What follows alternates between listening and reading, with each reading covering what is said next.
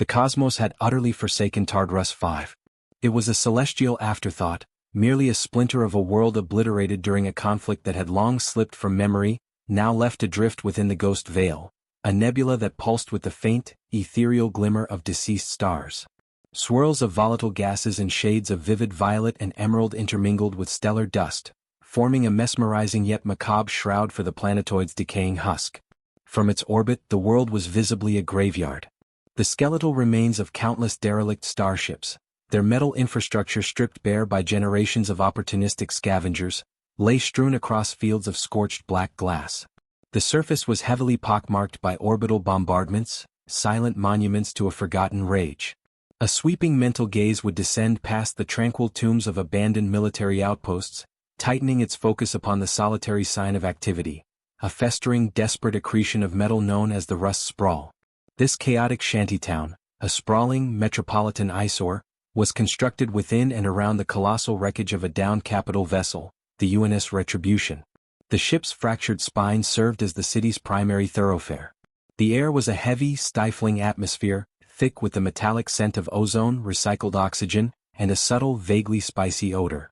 It was saturated with the steam venting from hastily built food stalls and the aggressive, flickering glow of 1,000 neon signs and holographic advertisements. These digital specters, dancing in the perpetual twilight, hawked everything from military-grade plasma rifles to black-market cybernetics. The sound was almost a physical assault, a wall of cacophony forged from the noise of a dozen alien tongues, a mix of furious haggling and harsh curses.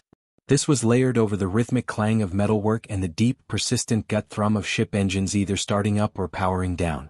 Deep within the mechanical belly of this beast, in a grimy tavern named the Singularity, a man named Kalin Vance was making an effort to disappear. He leaned against the sticky, scarred bar, a ghost in his own right.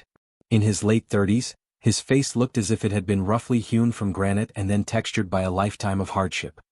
His dark hair was short and utilitarian, and a latticework of old scars mapped the skin near his eyes. His eyes were his most revealing feature, weary, a calculating gray and missing absolutely nothing. His gear was strictly functional, a battered synthetic leather jacket over a gray armored vest, cargo pants perpetually stained with engine grease and heavy magnetic boots. His right arm, from the shoulder down, was a piece of military-grade cybernetics, a remnant of a former existence. The dark chrome plating was scuffed and dented, emitting a low, near-silent whirring hum as he lifted a glass of amber fluid to his lips. He took a slow draught, the cheap synthale carving a familiar, fiery path down his throat. He tuned out the loud, boisterous laughter of a three-eyed pilot and the high-pitched chittering of two insectoid merchants haggling over a crated item that visibly wriggled. He was an unmoving rock in the cantina's surging river of chaos, motionless and silent, his focus entirely internal, a mental checklist looping. 1. Acquire the plasma flow regulator. 2. Install it in the Nomad. 3. Immediately evacuate this desolate rock. It was a simple plan, perhaps deceptively so.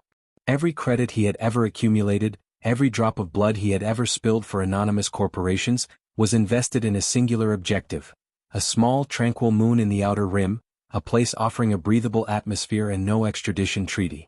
There he would erect a cabin, gaze at the stars, and allow the rest of the galaxy to tear itself apart without him. The mercenary life had already extracted its toll. His arm, his youth, and the only people he had ever considered family. He was finished with paying that debt. A weighty, four-fingered hand clapped down on his flesh and blood shoulder, the impact nearly sending him and his stool crashing to the filth-covered floor. Kalin braced, his cybernetic hand seizing the bar top with a clearly audible crunch of stressed metal. He didn't need to look to identify his tormentor. The stench of inexpensive cigars and unwashed fur was a dead giveaway. "Kale, you old rust hound. I thought I sensed a black hole of misery sucking the joy out of this corner of the room." The voice was a booming baritone belonging to Grusk, a Zolosian smuggler built like a small cargo freighter. His thick gray fur was matted, and his four muscular arms gesticulated wildly as he spoke. He was loud, irritating, and possessed the trustworthiness of a starved sandworm. However, his network of information was unparalleled. Kale slowly turned his head, his expression flat. "Grusk, if you're looking for a handout, I'm fresh out."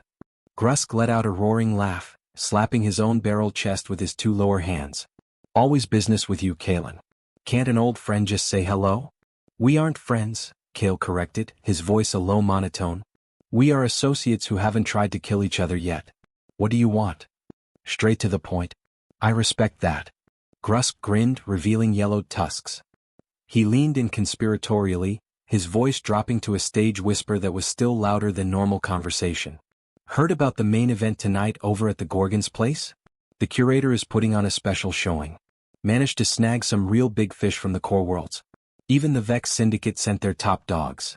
Kale took another sip of his drink, his gaze steady. I don't care about the local circus. I'm here for a part.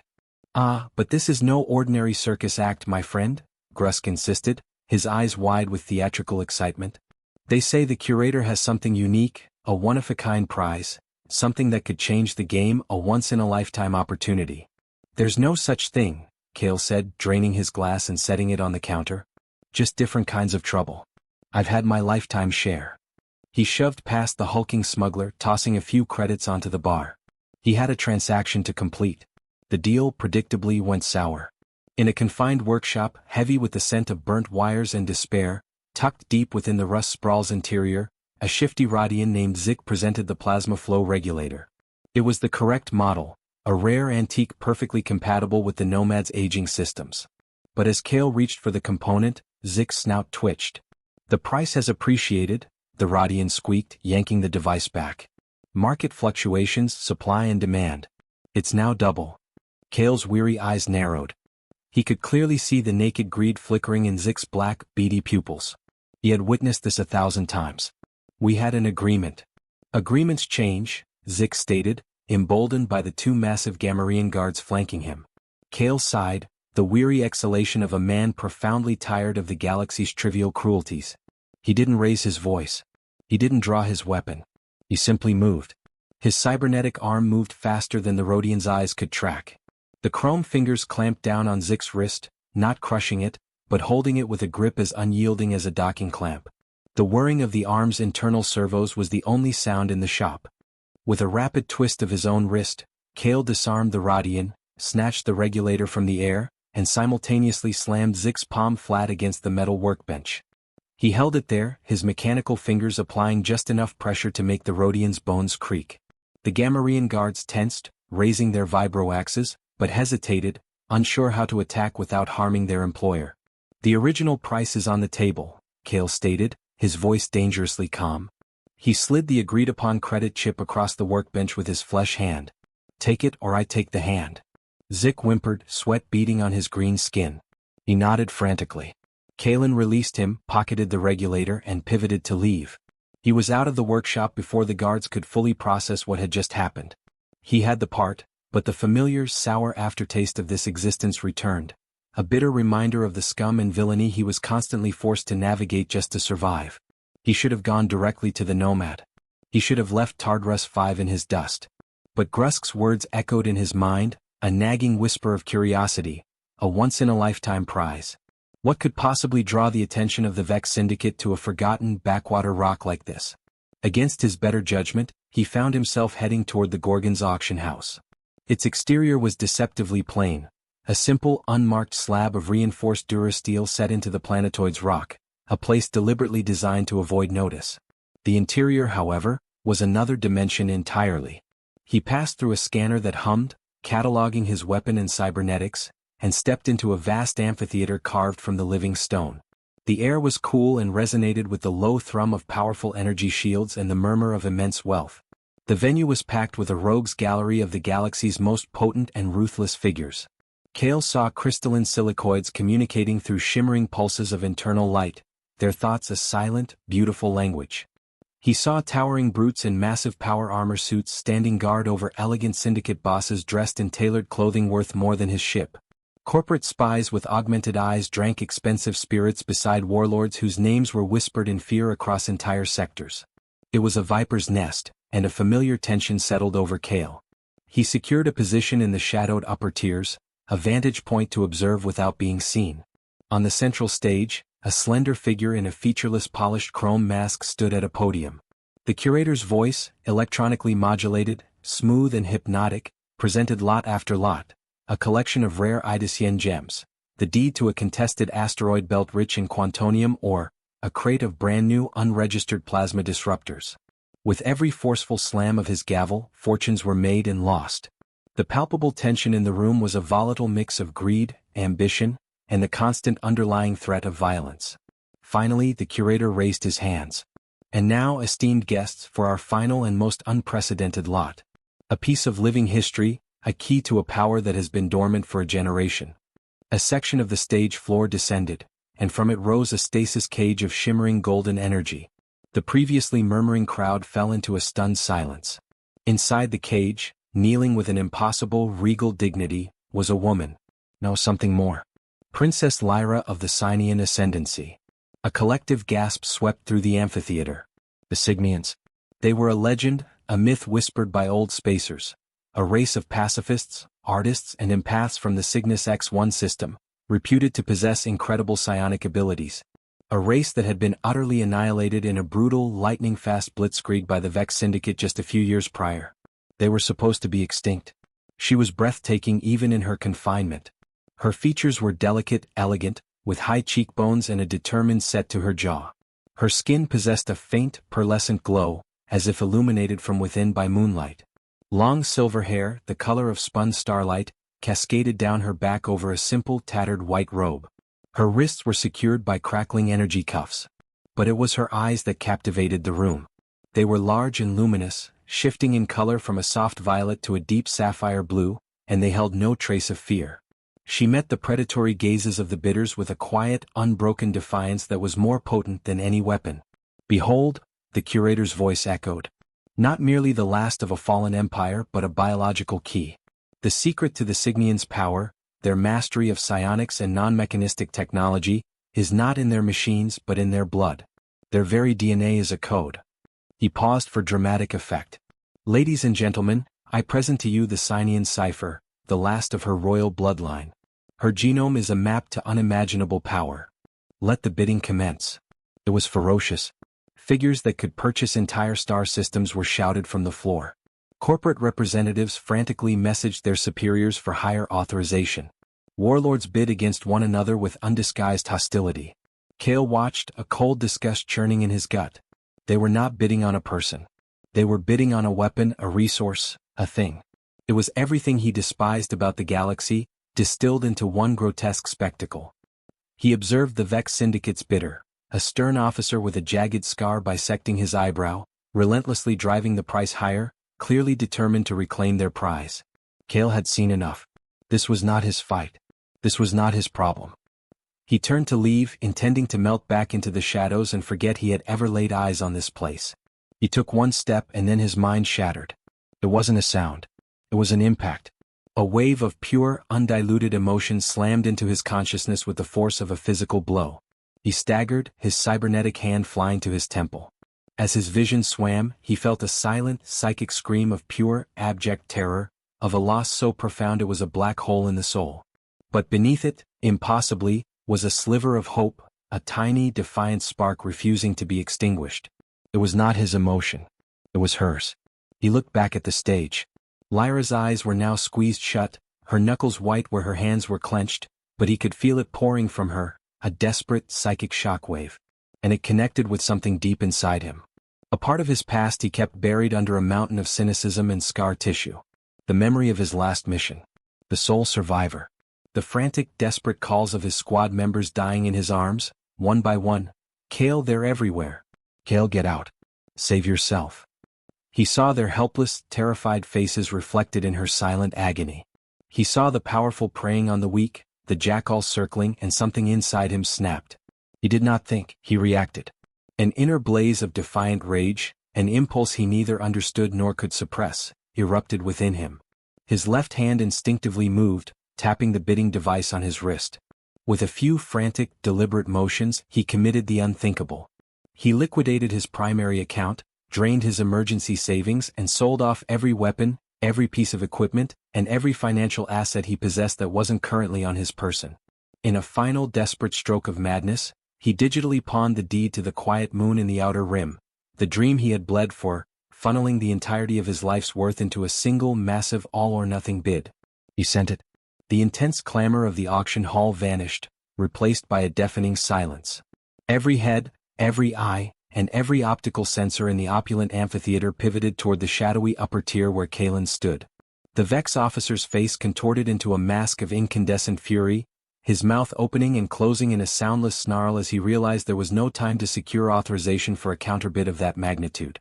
The curator allowed the silence to draw out, building the tension until it became a physical weight in the air.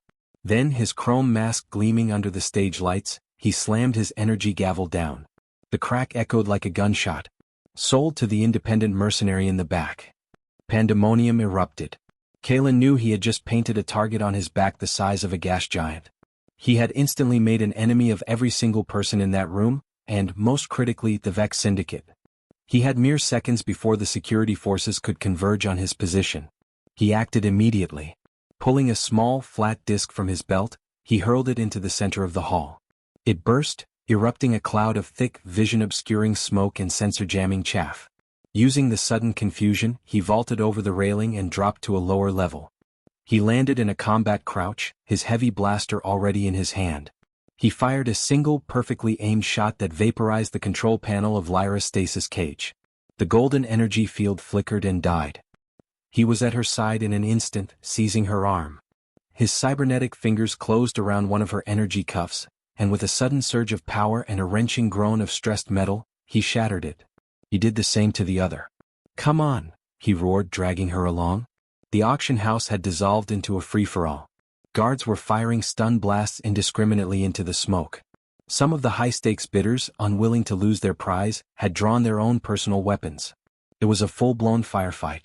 Kalin moved through the chaos like a ghost, a brutal engine of efficiency. He was not a hero rescuing a princess. He was a soldier on an extraction mission. He fired, he shoved, he kicked, a one-man force clearing a path. Lyra, though clearly weakened by her captivity, was not a burden.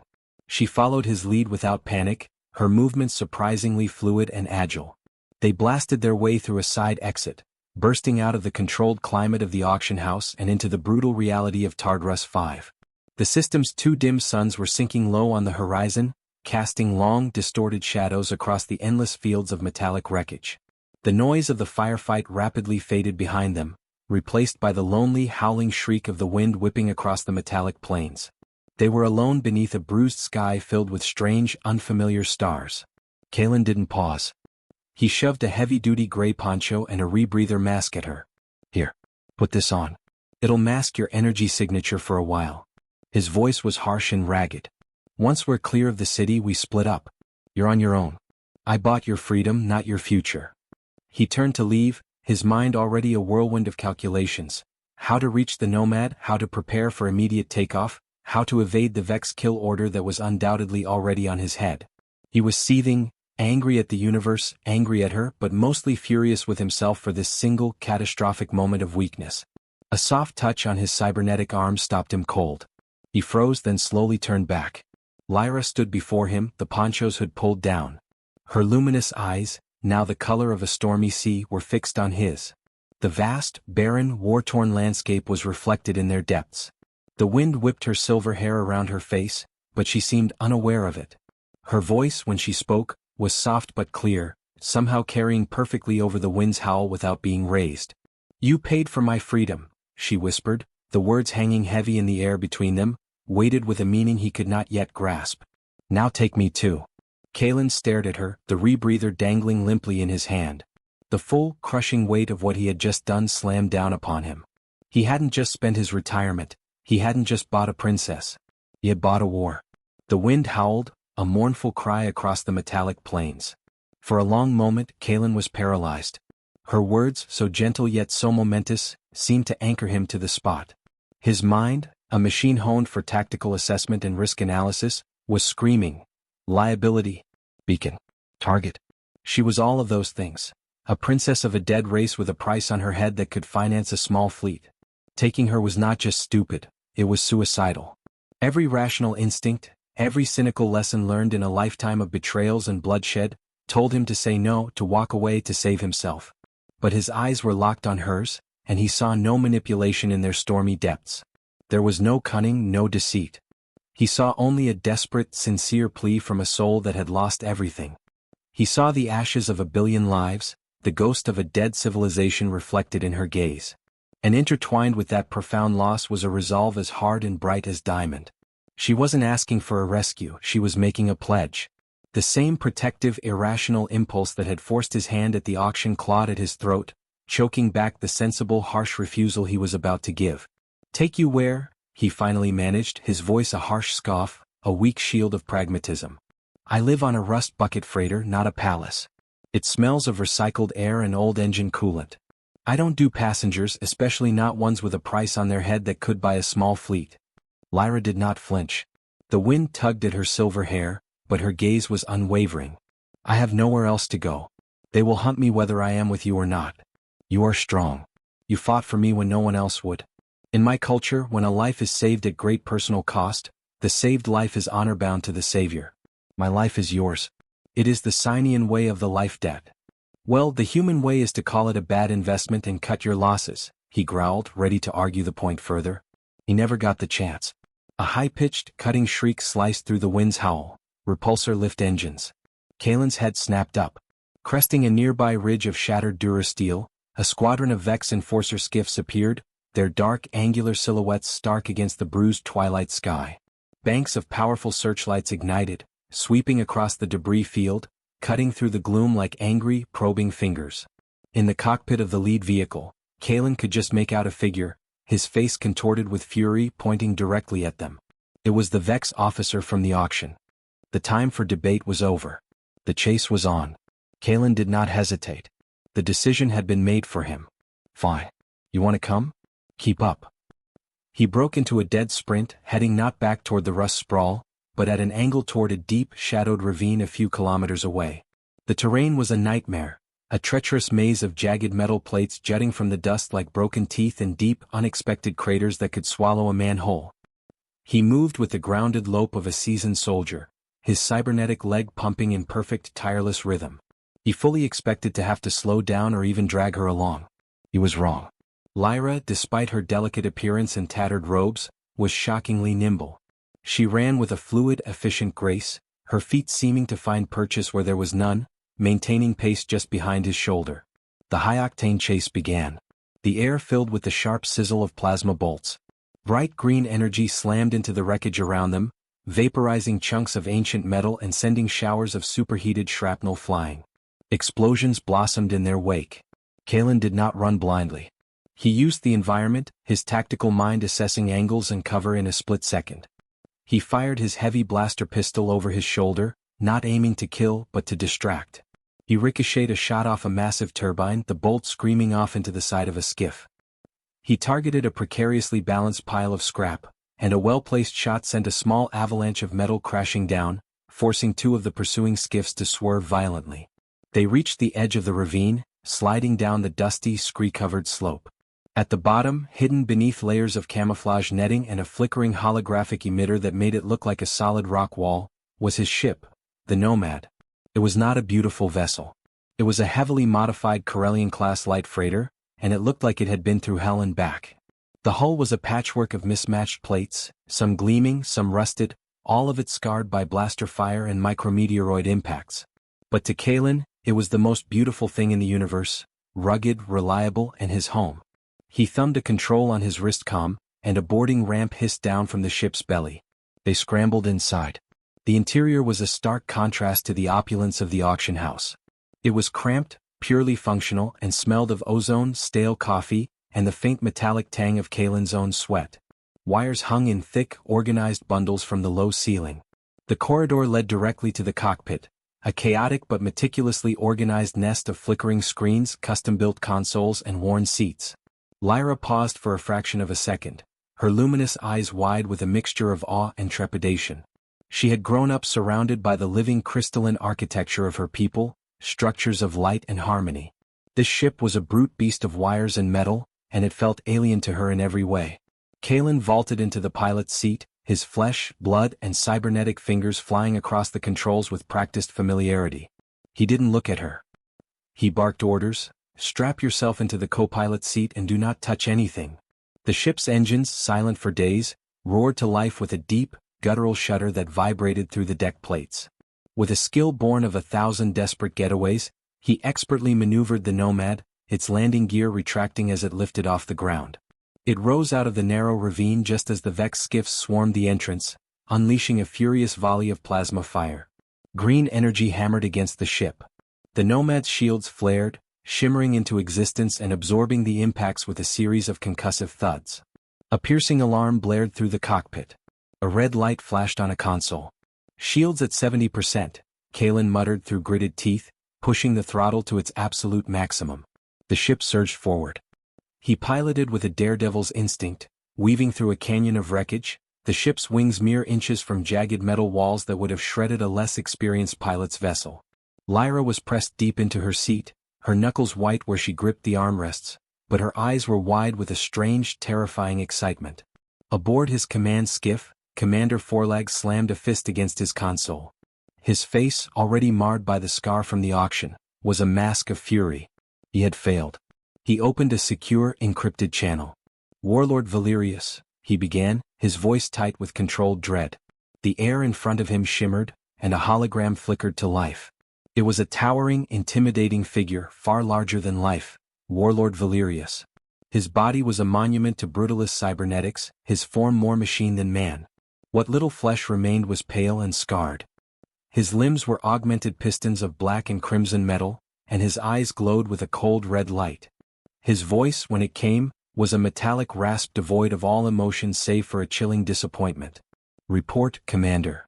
Warlord. The asset. The Mercenary has taken her. They have boarded a freighter and are attempting to break atmosphere," Forlag reported, forcing himself not to stammer. "You were given one task, Forlag." Valyrius's voice was dangerously quiet.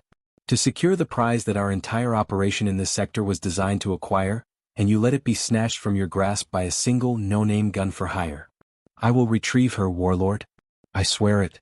"You will," Valyrius stated the words in undisguised threat.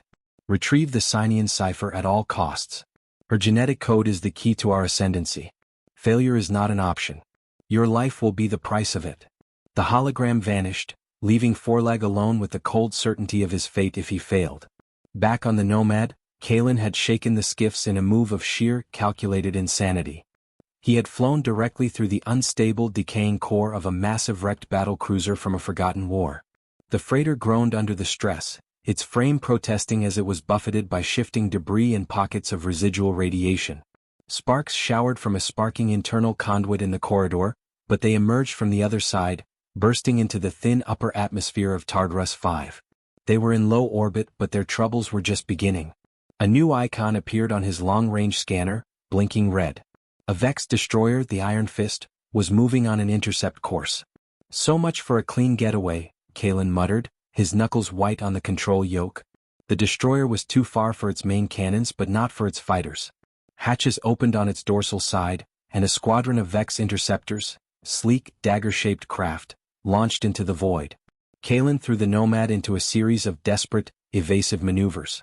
He rolled, he pitched, he slammed the reverse thrusters, his piloting skills pushed to their absolute limit as crimson plasma bolts streaked past the viewscreen. Through the chaos, Lyra remained astonishingly calm. Her initial panic and fear seemed to have been replaced by an intense, laser-like concentration. Kalin noted that her eyes were now emitting a soft, steady blue light. "To the left," she stated suddenly, her voice quiet but entirely firm. Kalin, out of options and with 3 enemy fighters successfully boxing him in, acted on pure, desperate instinct. He yanked the ship into a hard port turn, the artificial gravity system struggling to compensate. A heartbeat later, a volley of concussion missiles screamed through the exact patch of space they had just vacated, their proximity sensors detonating them in a brilliant, silent flash. He risked a glance at her, his heart hammering in his chest. "How did you?" "A feeling," she replied, her voice strained, a sheen of sweat on her brow. A whisper of what is to come. He didn't understand it, but he had no time to question it. Her psionic abilities, the very thing that made her a target, were now their only genuine advantage. A strange, frantic symbiosis formed between them in the heart of the dogfight. She would call out a direction, a sudden dip, a sharp roll, her precognitive flashes giving them a critical split-second lead. He would execute the maneuver without hesitation, his soldiers' reflexes translating her inner sense into immediate action. It was a chaotic, deadly dance, a symphony of survival played out against the black canvas of space. But Kalin knew it wasn't sustainable. They couldn't outdance the interceptors forever, and the Iron Fist was rapidly closing the distance. They had one chance. "Hold on," he said, his voice grim. "This is going to get rough." He needed to get them into the Ghost Veil. The nebula's dense pockets of gas and electromagnetic interference would effectively blind the Vex's advanced sensors. But it was a massive gamble.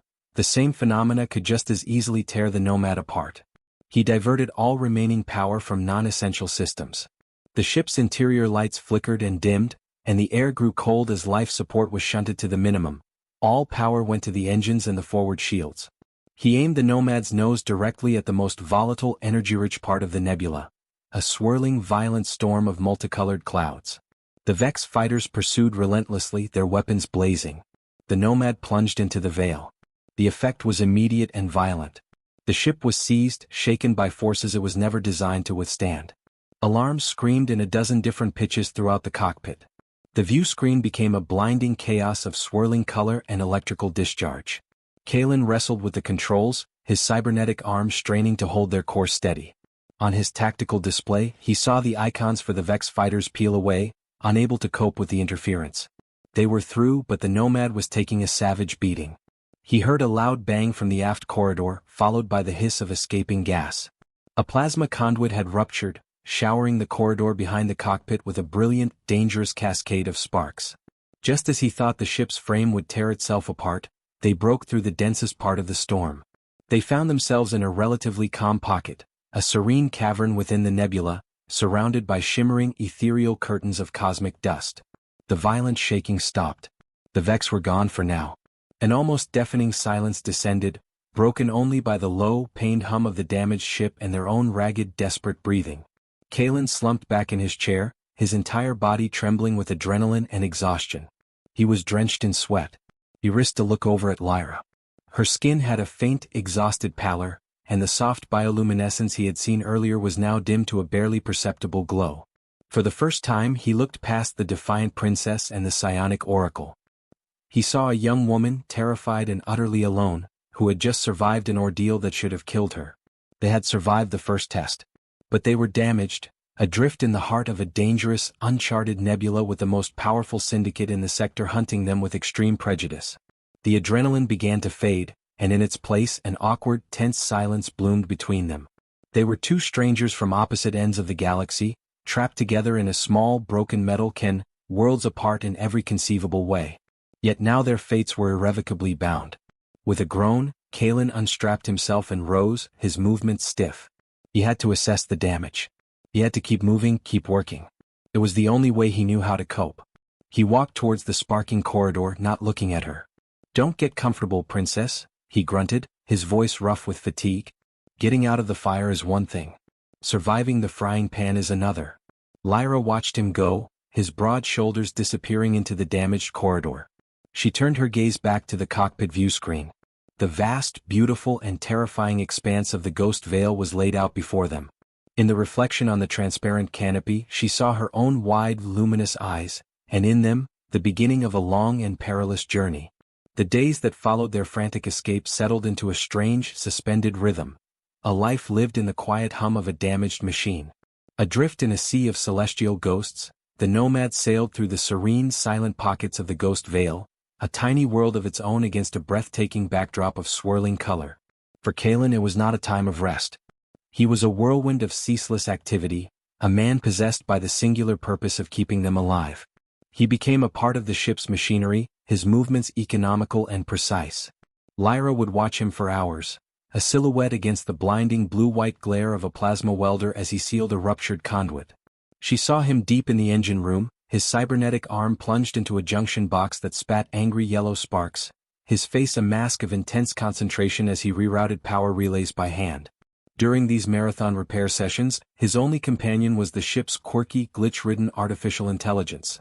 A system so old and cantankerous he simply called it Glitch. "If you cross-wire that matrix one more time," Glitch's sarcastic monotone voice would emanate from a nearby speaker. "The resulting power surge will likely turn the aft half of the ship into a small, short-lived and aesthetically unpleasing star.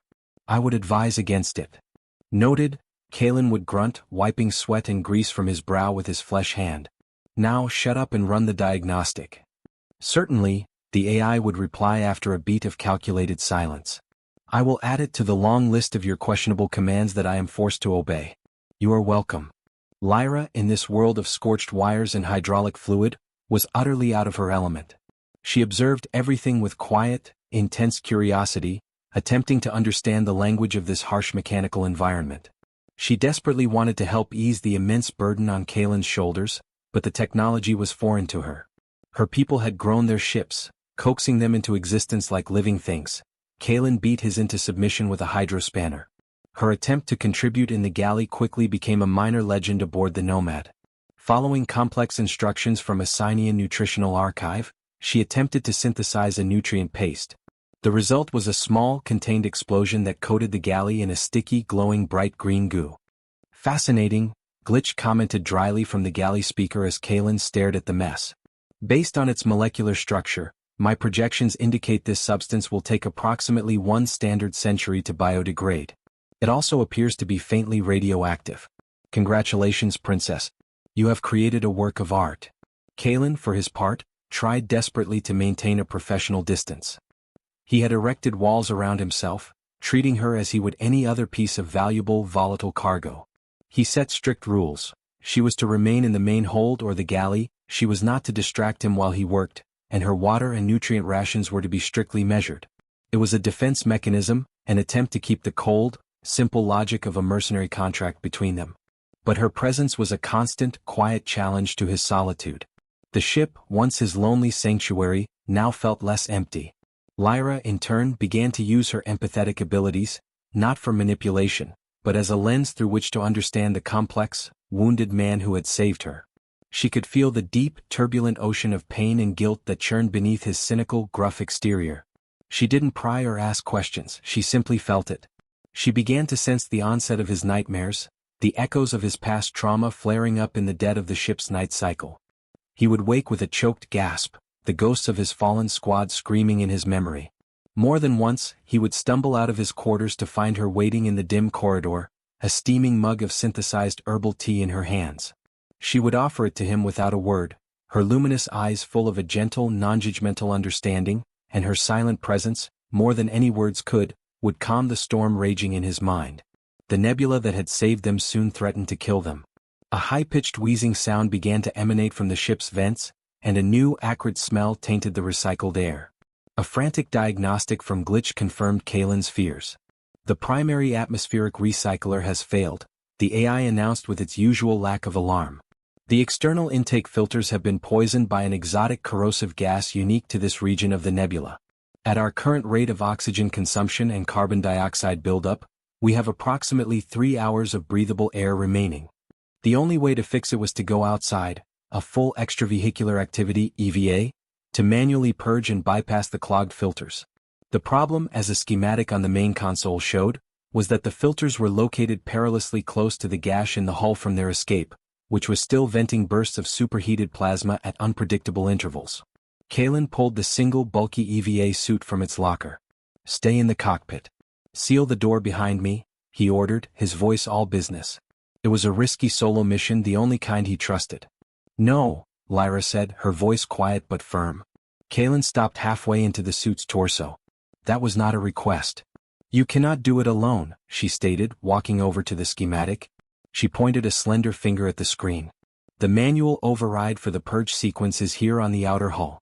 But the bypass lever, which must be held down simultaneously, is on an interior control panel. You cannot be in 2 places at once." She then moved to a small, circular maintenance hatch near the floor. "This service duct, Glitch.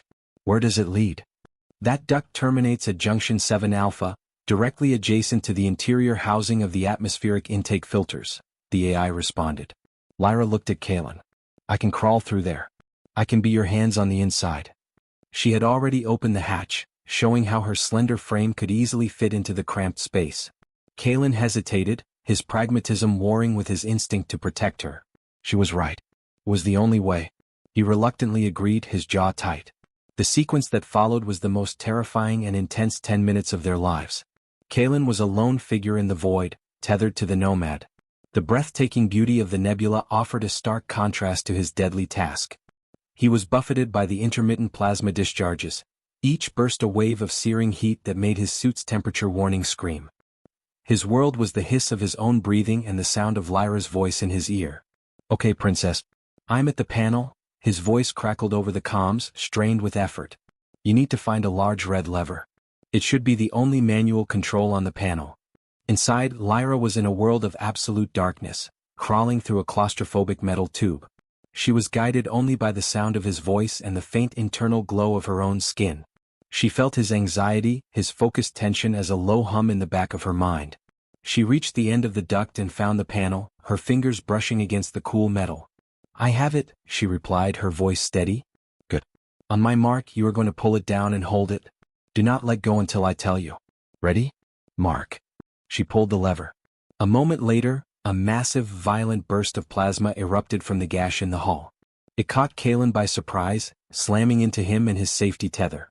The tether, weakened by the heat, snapped with a sickening metallic ping. He was thrown from the ship, tumbling end over end into the void, his life held only by the magnetic soles of his boots, which had barely managed to cling to the ship's hull plating. Lyra felt it. A spike of pure, unadulterated terror flooded her senses, so sharp and powerful it nearly made her cry out. It was Kalin's fear. But through it she heard his voice, ragged and desperate. "Hold the lever. Do not let go." Her own fear vanished, replaced by a cold, determined calm. She held the lever steady, her muscles straining as she heard him struggling to pull himself back to the panel, fighting against the inertia of the void. After an eternity he gave the command. "Okay, let go. System is rebooting." Safely back inside the airlock, the shared brush with death had shattered the remaining barriers between them. As Kalin removed his helmet, his face pale and beaded with sweat, he looked at her, truly looked at her, for the first time. The formality was gone. The distance was gone. "Thank you, Lyra," he said, his voice sincere and quiet. He noticed a red mark on her arm where a power surge from the panel had burned her. Without thinking, he reached out, his cybernetic fingers gently tracing the edges of the burn. It was the first time they had touched outside of combat or crisis. His touch was not cold or mechanical, it was surprisingly gentle. A current of unspoken electricity passed between them, a silent acknowledgement of the trust they had just forged in the face of death. The dynamic had changed irrevocably. They were no longer mercenary and cargo. They were partners. From that foundation of trust, something new began to grow. They started sharing meals in the galley, not in silence but with real conversation. He told her stories of his life, heavily edited and sanitized, of jobs on frozen moons and close calls in asteroid fields. She in turn told him about her world, Cygnus X1. She painted pictures with her words, living crystalline cities that sang in the starlight, oceans of liquid light, and a culture built on empathy and harmony. He learned that the soft glow of her skin was a language of its own. A soft, tranquil blue meant she was at peace. A vibrant, warm gold signified joy. A deep, sorrowful violet was for sadness, and a flashing, angry crimson was for fear or anger.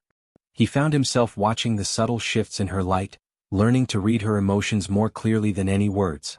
Their partnership extended beyond simple survival. One cycle, Kalin was hunched over a console, trying to decipher a corrupted Vex military frequency he had intercepted, a mess of encrypted static. Lyra came and stood beside him, placing her hand lightly on the console. She closed her eyes. "It is full of anger," she whispered. "Arrogance and impatience."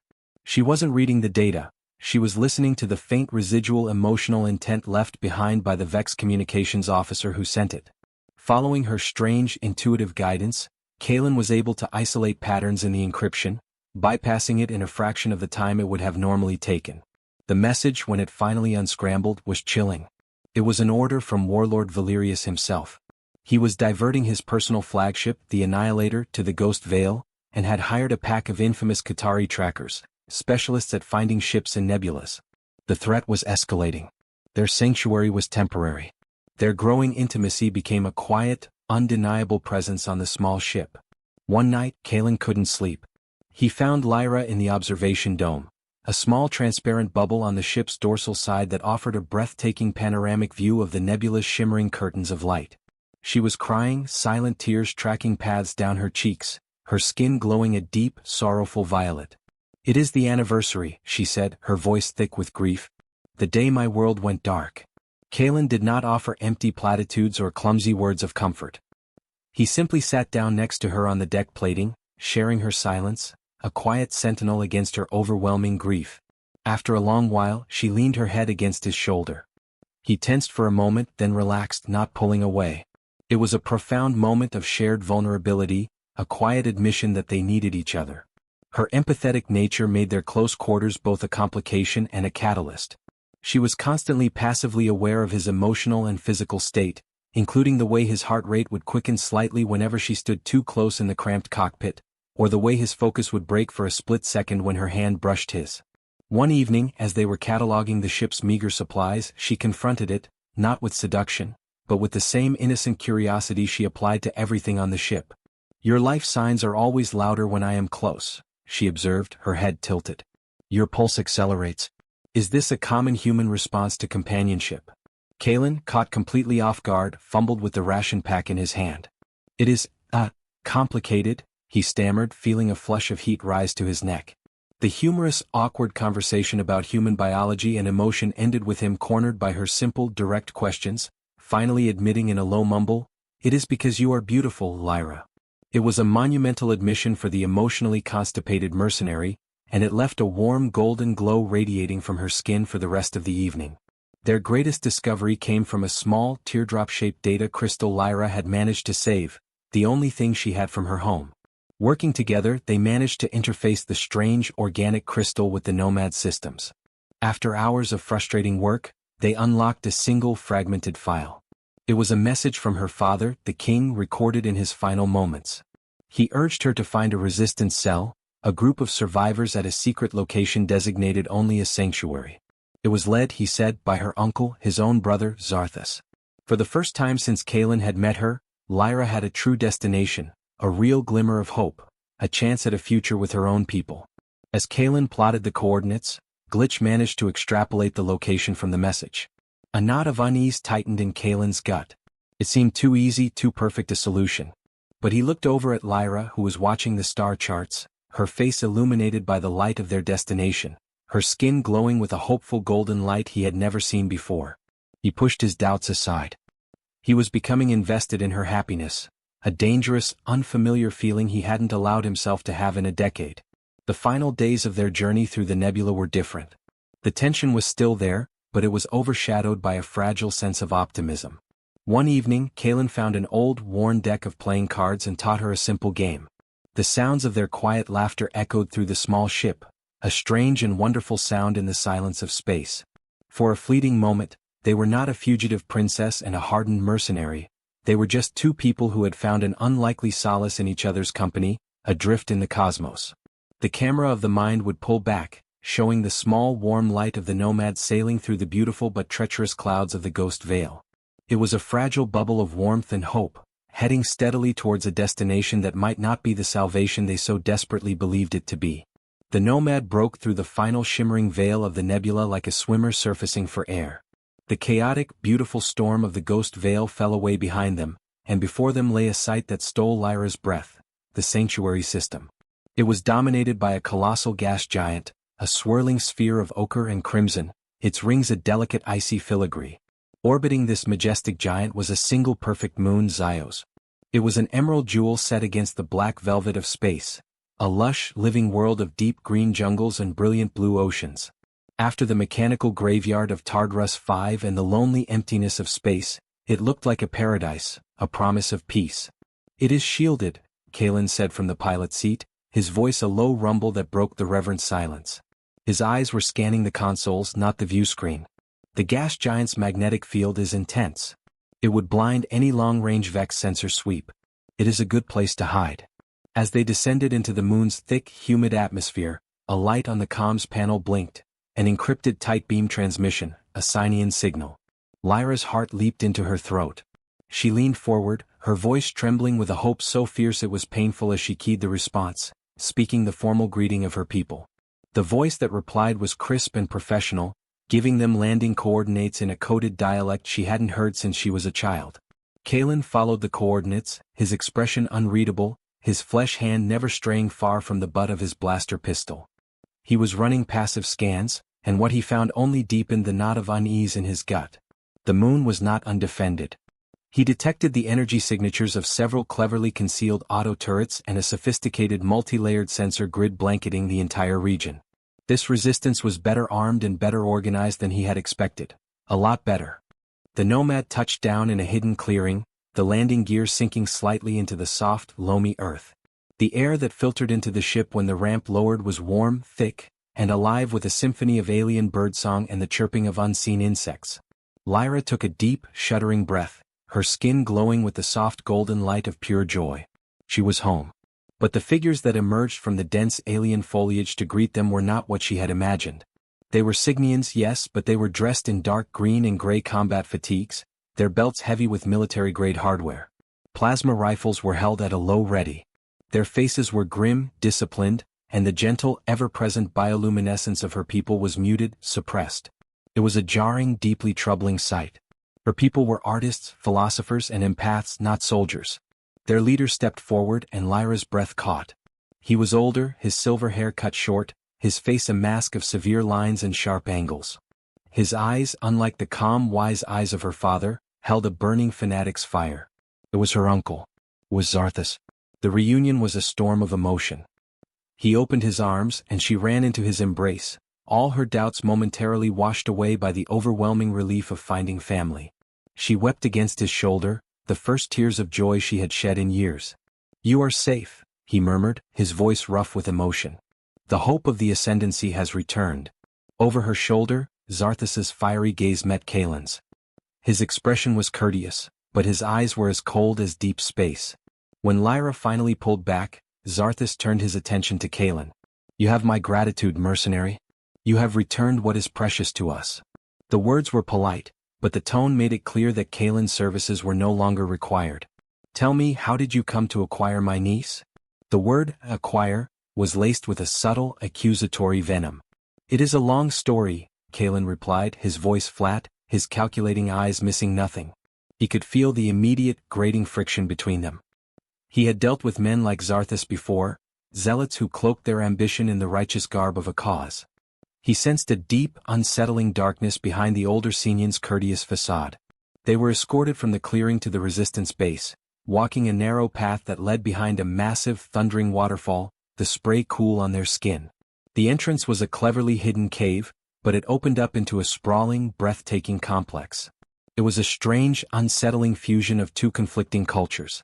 The caverns were vast and interconnected, illuminated by the soft, organic light of glowing Signian crystals that grew from the walls and ceiling.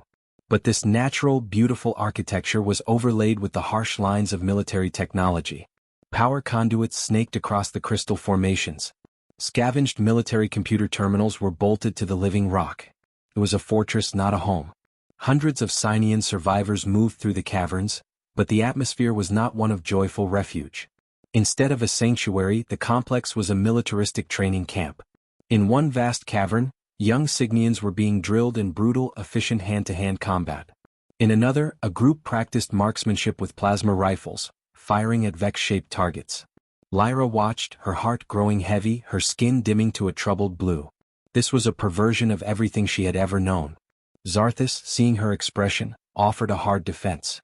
"This is what we have had to become to survive, Lyra. The Vex taught us a valuable lesson. Pacifism is a death sentence." He led them to a central command cavern where a large tactical display showed the sanctuary system. "They burned our world. They slaughtered our people. We will not offer them peace. We will answer their fire with a cleansing inferno." He preached a new doctrine of righteous vengeance. Lyra saw that many of the younger Signians, who had only known a life of running and hiding, looked at him with a disturbing, cult-like adoration. Kalin was given separate, Spartan quarters, a small, damp cave with a cot, and was politely but firmly excluded from the inner circle's meetings. It was the perfect excuse. While they thought he was sulking, he used his time to discreetly explore the base, his finely honed paranoia screaming that something was wrong. He noticed small, telling details. While Zarthus preached Signian purity, his elite guards all bore subtle Vex-derived cybernetic enhancements. The tactical computers in their command center were running modified Vex battle logic software. They were using the tools of the devil to fight their holy war. Meanwhile, in the relative safety of the base, the fragile, unspoken thing between Kalin and Lyra was finally allowed to bloom. With the constant threat of death momentarily lifted, The deep emotional connection they had forged aboard the Nomad surfaced. They began to steal moments together, away from the watchful, disapproving eyes of Zarthus guards. They found a secluded grotto deep in the cavern system. A small, magical place where glowing bioluminescent flora cast a soft, ethereal light on a hidden pool of crystal-clear water. It was there, surrounded by the soft, magical light, that they shared their first real kiss. It was not a kiss of desperation or fear like the frantic, unspoken moments on the Nomad. It was slow, deep, and full of a profound, heart-stopping intimacy. It was a promise of a future, a quiet declaration of everything they had come to mean to each other. Lyra's skin in that moment glowed a brilliant, joyful gold, a light so pure and bright it outshone the glowing plants around them. But their burgeoning romance did not go unnoticed. Zarthus saw the human as a corrupting, weakening influence on his niece, and his irritation grew with every moment Kalin remained. The political intrigue deepened. Lyra, as the last of the royal line, was brought into Zarthus' war council. He finally revealed the full, terrifying extent of his plan. He showed her a star chart pointing to a location in a desolate, uncharted sector. "Our scouts have located it," he said, his eyes burning with fanaticism. The Star Forge, a mythical megastructure, a weapon of last resort built by the first Signians. His plan was as simple as it was monstrous. He believed the Star Forge was a weapon capable of triggering supernovae in targeted star systems. He intended to use Lyra, the Signian cipher whose unique royal DNA was the only key that could activate it, to wipe the Vex from the galaxy, their fleets, their homeworld, their primary colonies. An act of genocide that would incinerate billions of lives, soldiers and civilians alike. Lyra was horrified. A cold dread washed over her, extinguishing her inner light, leaving her skin a pale, deathly gray. "No," she whispered, shaking her head. "Our ancestors built it as a guardian, a shield, not a weapon of vengeance. Our way is to preserve life, not extinguish it." Zarthus' expression hardened. He dismissed her objections with a wave of his hand. "You are naive, Lyra. Your mind has been poisoned by your time with the human. Pacifism is a luxury we can no longer afford." The council was divided. Some of the older Signians who remembered the old ways shifted uncomfortably, their expressions troubled. But the younger, more radicalized members, their faces hard and their eyes full of hate, voiced their complete, unwavering support for Zarthus. Kalin, locked out and deeply suspicious, decided he had waited long enough.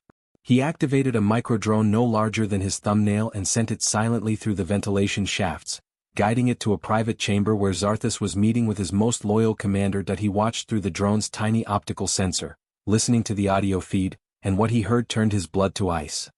"The plan worked perfectly," the commander was saying. "The Vex paraded their prize across the sector, just as you predicted.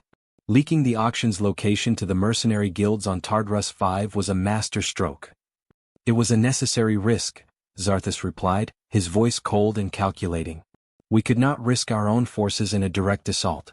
We needed an expendable, resourceful third party to extract her. The human performed his function admirably. He brought the key directly to my doorstep, saving me the trouble of finding her." Kalin felt a surge of pure, white-hot rage. It was all a lie. A setup. Zarthus had not been waiting for Lyra to be rescued. He had orchestrated her capture. He had arranged for her to be sold at a black market auction, knowing the suffering and terror it would cause her. Her ordeal, their entire desperate flight through the nebula, her belief that she had found a true sanctuary, it was all a calculated, cynical part of his monstrous plan to get his hands on a living key for his superweapon. He recalled the drone and immediately moved to find Lyra to warn her. He had to get her out, but it was too late. As he rounded a corner in a dimly lit corridor, he found his path blocked. Zarthus stood there, flanked by 4 of his elite guards. He must have had detectors sweeping for surveillance tech. Zarthus dropped all pretense of civility. His face was a cold, hard mask. "She is a key mercenary. A sacred instrument for our people's salvation."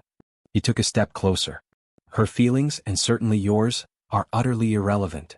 Kalin's hand went for his blaster, but the guards were faster. They raised their hands and a wave of psionic energy washed over him. It felt like his mind was being squeezed in a vice. The neural interface to his cybernetic arm short-circuited with a painful burst of static, and the limb went limp and useless at his side. He tried to fight, but he was outnumbered and outmatched. They swarmed him, and the world dissolved into a flurry of pain and darkness. The final scene played out in the War Council chamber. Lyra was still reeling from her argument with her uncle. Zarthus entered the room, his expression calm, almost serene. "I am afraid your pet human will no longer be a distraction," he said conversationally. "He has been dealt with. We discovered he was a Vex spy." He projected a holographic image into the center of the room. It was a recording from Kalin's drone, but it had been cleverly edited, showing only the end of Zarthus' confession and twisting it to sound as if Kalin had been a part of the plan all along, a hired gun paid to deliver Lyra to him. "He was planning to sell you to me from the start," Zarthus said, his voice dripping with false sympathy. Lyra stared, her heart breaking, unable to believe it, yet the evidence was right there. Zarthus then confessed the full truth of his plan, framing it not as a betrayal, but as a necessary, painful sacrifice for the greater good. He told her she was their only hope, their avenging angel, and that she would help him activate the Star Forge. Willingly or not. Lyra stared at her uncle, the man she had believed was her savior, the last remnant of her family. And in his burning, righteous eyes she saw only a monster. He gave a signal. 2 guards took her by the arms and dragged her from the room. Her hope finally turned to ashes.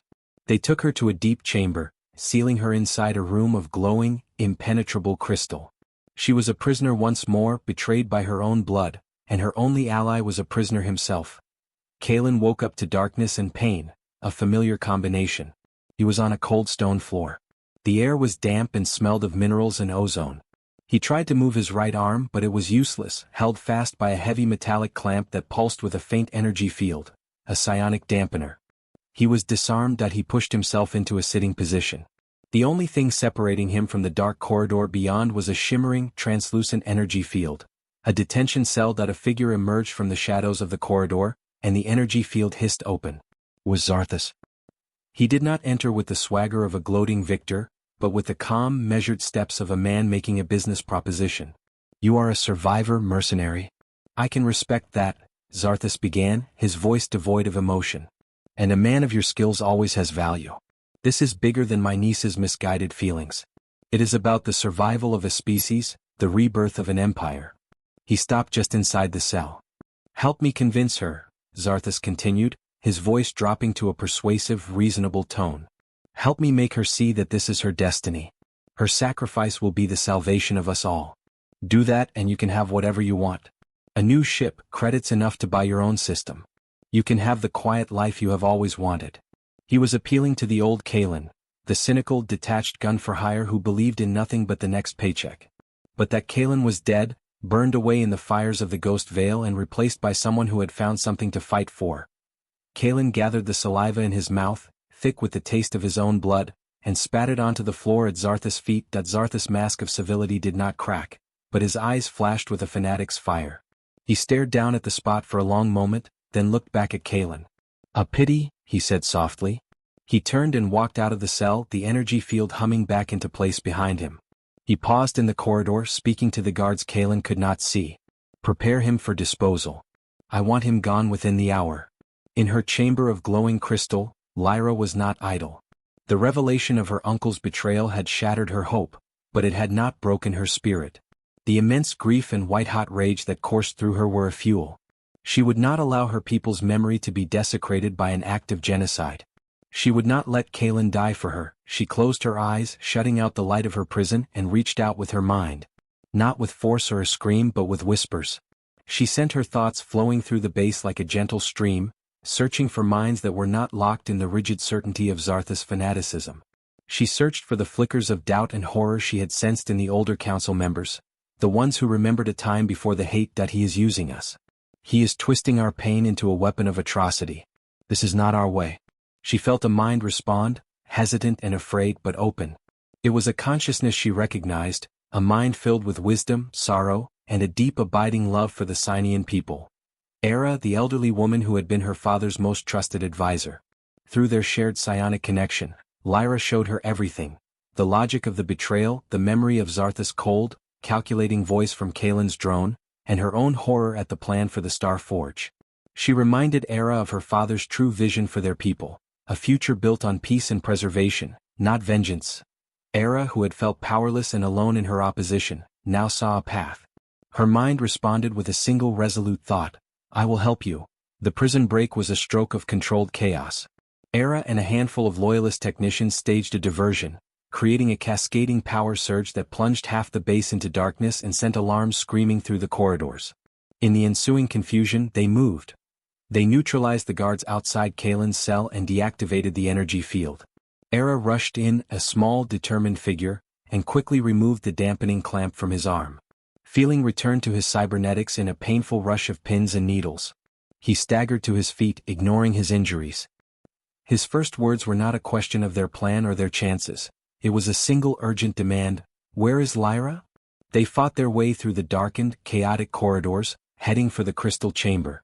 Kalin was a man possessed. He moved with a singular, brutal purpose that was terrifying to behold. This was not the detached mercenary from Tardrus 5. This was a man fighting for the only thing he had left to lose. He moved through Zarthus guards like a reaper, his cybernetic arm a blur of chrome, his blaster a tool of precise, efficient violence. The Signian loyalists fought alongside him, their methods a stark contrast to his. They created shimmering, distracting illusions, telekinetically wrenched weapons from the guards' hands, and erected shimmering shields of psionic energy. They reached the chamber and blasted the controls, shattering the crystal door. Lyra stood there, her skin glowing with a determined white light. Their reunion was a fleeting, powerful moment in the heat of battle. There was no time for words. Their eyes met, and in that shared look was all the trust, fear, and unwavering resolve they needed. Just as they turned to flee, a base-wide alarm blared, overriding the others. Red emergency lights began to flash, and the sound of heavy blast doors slamming shut echoed through the complex. Zarthus, realizing what was happening, was sealing the base. They were trapped. "Are this way?" Era shouted, pulling them towards a crumbling, ancient-looking tunnel. "There is another way out.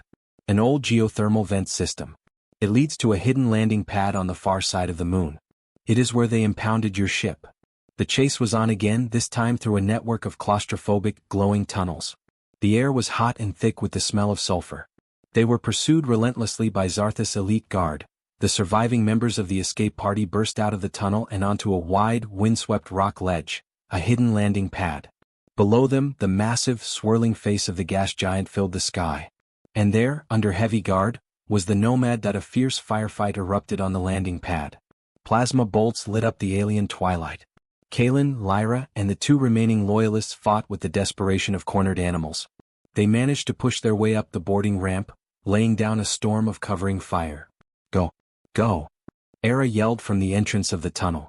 "I will hold them off." She stood her ground, firing her plasma rifle at the advancing guards. As the nomad's ramp began to rise, she fired her last shot not at the guards, but at a weak point in the rock formation above the tunnel entrance. With a deafening roar, tons of rock and earth crashed down, sealing the tunnel and burying Era in a heroic final sacrifice. It would buy them the precious minutes they needed. The nomads' engines roared and they blasted off from the moon, but they were not clear.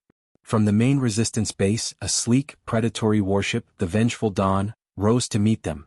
Zarthus. A frantic dogfight began in the upper atmosphere. Kalin was at the helm, his hands a blur of motion. Lyra was at the co-pilot station, no longer a helpless passenger, but a capable partner, managing shield allocations and targeting solutions. They were holding their own, but they were one ship against a warship, and then the universe itself seemed to break. The fabric of space directly between the moon and the gas giant tore open in a silent, violent rip of emerald green light. A massive Vex fleet warped into the system, spearheaded by a colossal, blade-like monstrosity of black and crimson metal, the Annihilator.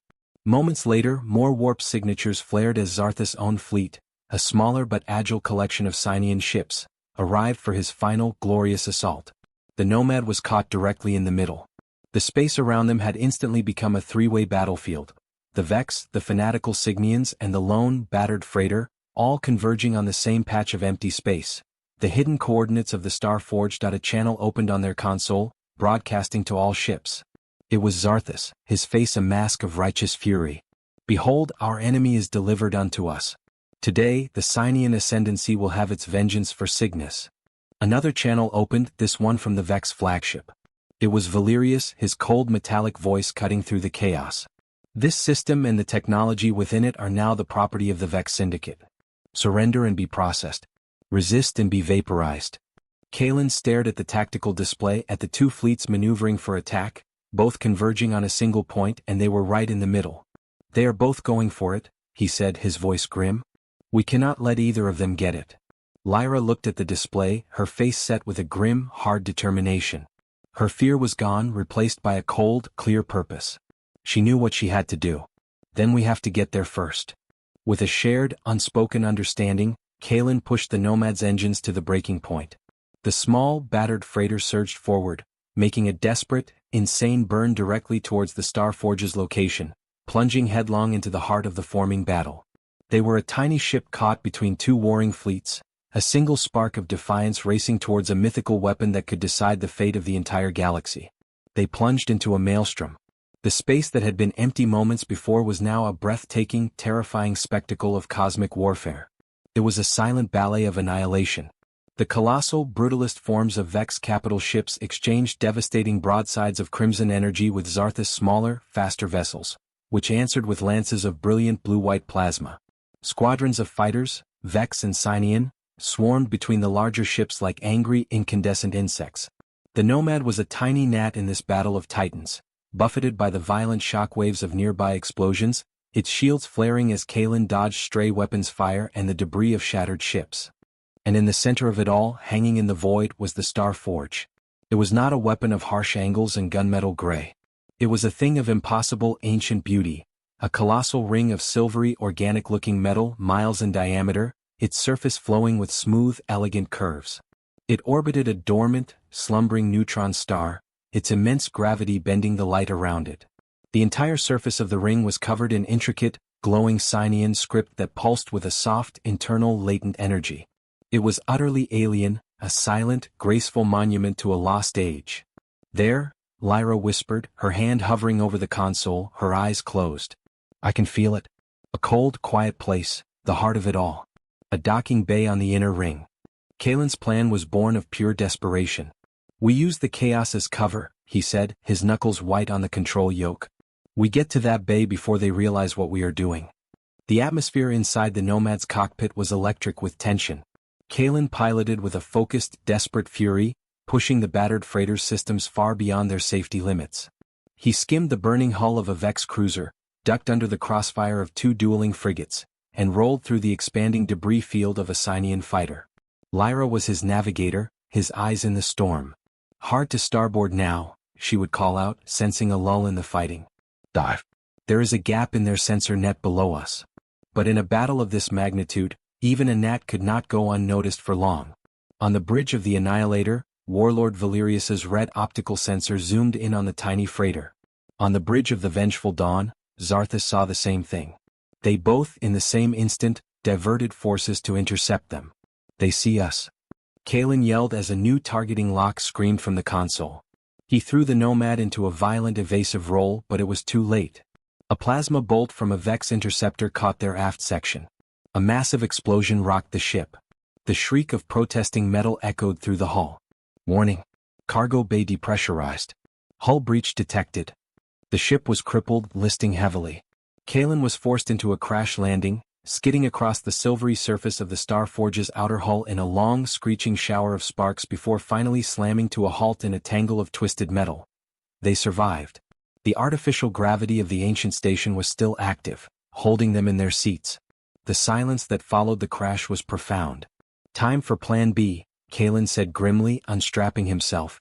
He grabbed a heavy-duty pulse rifle from the weapons locker along with a satchel of magnetic explosives. He turned to Lyra, his face a mask of grim determination. I will hold them off here. You get to the control center. Whatever you do, Lyra, do not let either of them use this thing. It was the ultimate expression of his transformation. He was entrusting the fate of the galaxy not to a weapon or a plan, but to her judgment, to her heart. I trust you, Lyra, he said, his voice thick with an emotion he could no longer hide. She reached out and touched his face, her fingers tracing the line of his jaw. Her skin glowed with a determined, brilliant white light. And you, Kalin Vance, she whispered. Their paths, which had been so violently thrown together, now had to diverge. Lyra raced from the cockpit down the darkened, sparking corridors of the crippled Nomad and out onto the surface of the Starforge. She moved with a desperate urgency, guided by the psionic pull of the station's heart. Back in the wreckage of the Nomad, Kalin prepared for a last stand. He set up defensive choke points in the twisted metal of the docking bay, using the ship's crippled frame as cover. He didn't have to wait long. Boarding ships, both the brutal, angular craft of the Vex and the elegant, winged ships of the Signians, latched onto the station. Elite Vex shocktroopers in black armor and Zarthus Signian zealots in their dark green fatigues poured onto the station, immediately opening fire on each other as they hunted for Lyra. Kalin engaged them both. He became a phantom in the wreckage, a guerrilla fighter using the shadows and his knowledge of tactical choke points. He was a one-man army, fighting with the feral desperation of someone with everything to lose. He took injuries. A plasma bolt grazed his side, his cybernetic arm was hit and seized into a useless claw, but he refused to fall. Lyra finally reached the control center. It was a vast, perfectly spherical chamber. In the exact center, floating in a field of energy, was a single intricately carved crystalline throne. She knew with an instinct she could not explain that sitting on that throne would interface her mind directly with the Star Forge itself. She was about to step towards it when two groups of figures entered the chamber from opposite archways. On one side stood Zarthus, his face a mask of righteous triumph, flanked by his elite guard. On the other, the hulking, monstrous form of Warlord Valyriius, his red optical sensors glowing. They had broken through Kalin's thin line. Kalin's comm signal, which had been a stream of blaster fire and ragged breathing, was now just static. "Lyra, it is destiny," Zarthus cried, his voice echoing. "Join me. Fulfill your purpose. We will burn the Vex from the heavens and build a new Signian empire from their ashes." "The girl is a key," Valyrius's metallic voice rasped. "She will unlock this station for the Syndicate. Do so and your death will be swift. Resist and you will learn the true meaning of pain." This was her final test. She stood in the heart of an ancient power, surrounded by the two ideological extremes that had torn the galaxy apart: brutal, merciless conquest and righteous, fanatical genocide. She felt the intoxicating temptation of the Forge's power, showing her visions of how easily she could have her revenge. She looked at her uncle's hate-filled face, and then at Valyrius's cold, mechanical ambition. Then she thought of Kalin. She thought of his sacrifice, of his simple, impossible trust. He had trusted her. Not her power, not her lineage. He had trusted in her choice. She made it. With a defiant cry, she ran and sat upon the throne. A wave of pure, unimaginable energy erupted from her. Her mind was torn from her body and flung into an ocean of light and information. She was the Star Forge. In that infinite, timeless moment, she saw its true purpose. It had never been a weapon. The ancient Signians had built it as a galactic communication device, a guardian, a tool to forge connections and understanding. Outside, the battle raged. Kalin was cornered, his pulse rifle's energy pack depleted, his cybernetic arm useless. He faced down a dozen Vex troopers prepared to die. Suddenly, a pulse of brilliant, harmless white light emanated from the Star Forge. It expanded outwards at incredible speed, silent and beautiful. It passed through Kalin. It passed through every ship in the system. It was not an explosion. It was a wave of pure information and energy. Every ship in the system, Vex and Signian alike, instantly lost all power. Their weapon systems went dead. Their engines went silent. An absolute FTL dampening field locked them in place. Simultaneously, every comm screen on every one of those ships and across the entire public galactic network was taken over. They saw Lyra. She was on the throne, her eyes glowing with a calm, cosmic power, but her voice was her own. And she broadcast the truth. She showed them the unedited records from Zarthus War Council, his cold, cynical plan to sacrifice his own niece and commit genocide. Then she showed them the Vex command logs from Valyrius's own ship, detailing his plan to seize the Forge and use it to conquer the Outer Rim. She did not preach. She did not condemn. She simply showed them the unvarnished truth of the monsters they were following. She ended the galaxy-wide broadcast with a simple, heartfelt plea for peace. The last true message from Sign is. In the aftermath, chaos reigned. Aboard the Annihilator, seeing their warlord's mad plans exposed and their ship completely disabled, the bridge crew mutinied. Valyrius was taken into custody by his own men. In the control chamber, Zarthus, his followers now staring at him with dawning horror, managed to escape in a small personal shuttle into the void, a loose thread for another day. Kalin, saved by the pulse, limped and bled his way to the control center. He found Lyra slumped on the throne, the cosmic power having receded, leaving her exhausted but alive. They limped back to the battered, broken Nomad. Their war was finally over. Days later, fleets from the neutral Terran conglomerate arrived to secure the system. The Star Forge, now understood, became a galactic symbol of peace. Lyra, the woman who had silenced 2 fleets without firing a shot, was hailed as a hero. She was offered a position of leadership, a chance to find the other scattered Signian survivors and rebuild her people under a new, peaceful philosophy. A week later, on the Nomad, its worst wounds repaired by conglomerate engineers, they orbited the now silent Star Forge. Kalin stood in the cockpit, looking out at the magnificent structure. He assumed she would leave him now. She had a new purpose, a new life. "I am just a mercenary, Lyra," he said, his voice quiet. "You are more." Lyra came and stood beside him, touching the controls of the ship that had become her home. "My whole life," she said softly, "others have decided my path. My father, the Vex, my uncle. You were the first person who ever gave me a choice." She turned to look at him, her love for him a clear, steady light in her eyes. "Being free is not about being a princess or a leader. It is about choosing my own path."